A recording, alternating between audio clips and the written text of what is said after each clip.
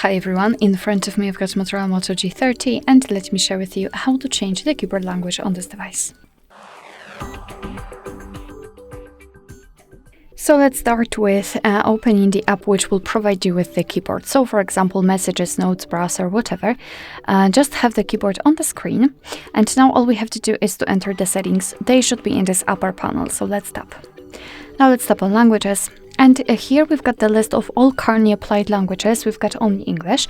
So let's tap on Add Keyboard. And here we've been transferred to the full list of available keyboards from which we can choose.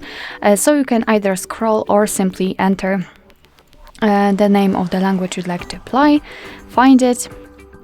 After finding, simply tap on it. And here we've got keyboard types.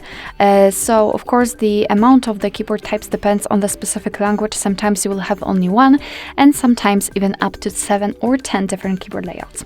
So all you have to do is to mark the layout you'd like to use. I'll choose this order one and untick the option you don't want to apply. Then let's tap on Done. And as you can see, the order language has been immediately applied to the list. But before I'll show you how to remove the previous language, I'd like to show you how to use the keyboard with 2 or more languages added. So let's go back to the keyboard.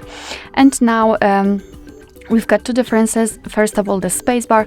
It's not empty anymore. Right now we've got the name of the language we're currently using. And the second difference is this globe icon, which will allow us to change the language whenever we want to. So after tapping on it, we can switch between the layouts and of course freely type in both. So in order to remove the language, simply enter the settings again, tap on the languages, and here in this list we have to tap on this edit icon, so the pencil icon in the right upper corner.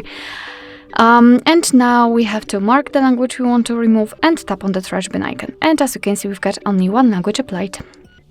Alright, so that will be all. Thank you so much for watching. I hope that this video was helpful, and if it was, please hit the subscribe button and leave the thumbs up.